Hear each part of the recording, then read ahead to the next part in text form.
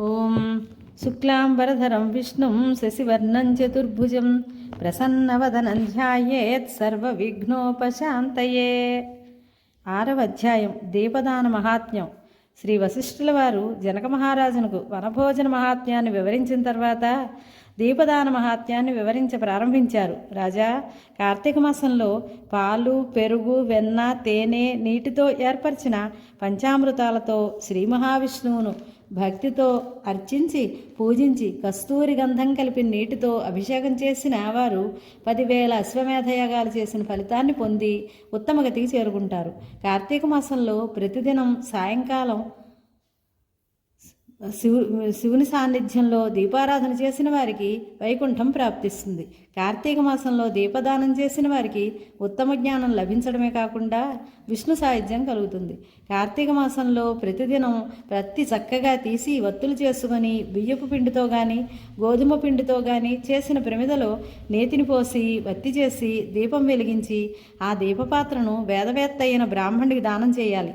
ఈ విధంగా నెల అంతా చేసి నెల చివర వెండితో ఒక ప్రమిదం చేయించి అందు బంగారు వత్తి చేయించి పిండితో కుదురు చేసి దాని మధ్య ఈ ప్రమిదను వత్తిని ఉంచి దీపంతో యోగ్యుడైన బ్రాహ్మణుడికి దానం ఇవ్వాలి. అనంతరం బ్రాహ్మణ సమారాధనం యథాశక్తిని అనుసరించి చేయాలి.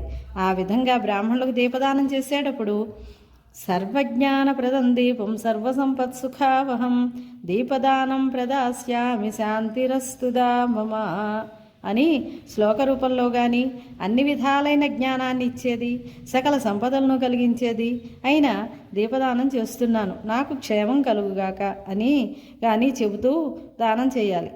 పురుషుడు కానీ స్త్రీ కానీ ఈ విధంగా దీపదాన వ్రతం పూర్తి చేసిన వారు మోక్షాన్ని పొందుతారు. మానసికంగా కానీ వాచికంగా కానీ కాయికంగా కానీ తెలిసియో తెలియకయో చేసిన పాపాలన్నీ దీపదానం వల్ల తొలగిపోతాయి. ఈ సందర్భంలో ఒక పురాతనమైన ఇతిహాసం ఉంది, చెబుతాను విను. పూర్వకాలంలో ద్రవిడ దేశంలో ఒక స్త్రీ ఉండేది. ఆమె సంతానం కానీ బంధువర్గం కానీ లేకపోవటం వలన, జీవితానికి ఆధారం లేకపోవటం వలన యాచన వృత్తి వల్ల జీవిస్తోంది. ఆమె ఒకనాడైనా చల్ది వంట చేసుకుని భోజనం చేసి ఎరగదు. దయ్యతో ఇతరులు వేసిన చల్దన్నం తింటూ కాలక్షేపం చేస్తోంది. ఇతరులకు వంట వార్పులు చేసి పెట్టడం, నలుగుపిండ్లు విసిరిపెట్టడం మొదలైన దాసీ పనులు చేస్తూ ఆ విధంగా సంపాదించుకున్న ధనాన్ని వడ్డీలకిస్తూ దాన్ని వృద్ధి చేసుకుంటూ వస్తోంది. ఆమె ఒక్కనాడైనా శ్రీమన్నారాయణ పాదార విందాన్ని ధ్యానించలేదు. విష్ణు కథలు విని ఎరగదు. పుణ్యతీర్థ క్షేత్రాలకు పోయి ఎరగదు. పవిత్రమైన ఏకాదశి నాడు కూడా ఉపవాసం చేసి ఎరగదు. ధనాన్ని కూడబెట్టుకోవడమే కానీ ఇతరులకు ఉపకారం చేయదు. దానగుణం లేదు. పరమ లోభిగా ఉంటోంది. భోగభాగ్యాలు, సంపదలు, శరీరం సర్వం అనిత్యమనే జ్ఞానం లేకుండా ఆమె ఆ విధంగా జీవిస్తూ ఉండగా ఒక రోజున శ్రీరంగం పోతూ ఉన్న ఒక బ్రాహ్మణుడు ఆ ఊరికి వచ్చాడు. అతడు చాలా దయగలవాడు. అతడు ఆ ఊరు రావడం నిజంగా ఆమె అదృష్టమే అని చెప్పుకోవాలి. అతడు ఆమె విషయం విని ఆమెతో, తల్లి, నా మాట విను. చర్మం, మాంసం, ఎముకలతో నిండిన ఈ శరీరం సుఖదుఖాలతో కూడి ఉంటుంది. ఈ శరీరమే అన్ని కష్టాలకు పుట్టినిల్లు. పంచభూతాలతో కూడిన ఈ శరీరంలో ఉన్న ప్రాణం పోయినంతనే ఇంటి చూరు ఎందు పడిన నీటి బిందువులు 4 వైపులకు జారిపోయే విధంగా ఆయా భూతాలతో చేరిపోతాయి. నీటి బుడగల దేహం నశించిపోతుంది. శాశ్వతం కాని ఈ శరీరమే నీవు శాశ్వతం అనుకుంటున్నావు. ఇప్పటికైనా మించిపోయింది లేదు. ఈ శరీరం మట్టిలో కలిసిపోతుందని, కర్మ ఒకటే వెన్నింటి వస్తుందనే సత్యాన్ని గ్రహించి నిత్యస్వరూపుడు, సకల భూత దయాపరుడు అయిన భగవంతుణ్ణి ధ్యానించు. మిడుత అగ్నిలో పడి నశించిన విధంగా ఈ శరీరం కూడా బూడిద పాలు కావలసిందే. కాబట్టి శ్రీ మహావిష్ణువు యొక్క పాదార విందాలు ధ్యానించు. కామక్రోధ భయలోభాలు, దేహాభిమానం, ధనాపేక్ష వదిలిపెట్టు. మరొక ధ్యాస లేకుండగా భక్తితో కార్తీక మాసాన స్నానం చేసి మహావేద విద్వాంసుడైన బ్రాహ్మణుకు దీపదానం చేయి.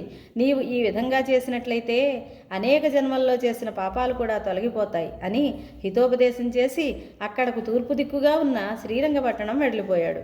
లోభిగా ఉంటూ ఉన్న ఆమె విప్రుని హితవచనాలు బోధపరుచుకొని యథార్థాన్ని గ్రహించి తన పాపకృత్యాలకు పశ్చాత్తాపపడింది. ఆ బ్రాహ్మణుడి మాట ప్రకారం కార్తీక వ్రతం చేయటానికి సంకల్పించుకుంది.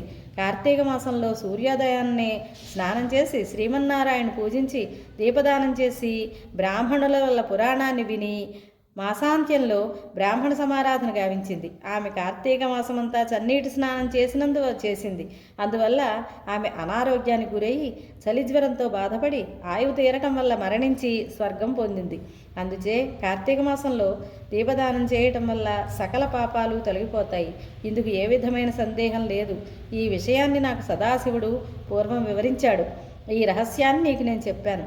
దీపదానం వల్ల సంసార బంధాలు తొలగిపోయి నిత్య పదవి ప్రాప్తిస్తుందని వశిష్ఠుల వారు జనక మహారాజును వివరించారు. ఇది శ్రీ స్కాంద పురాణాంతర్గత కార్తీక మహాత్మ్యమందలి 6వ అధ్యాయం సంపూర్ణం. స్వస్తి.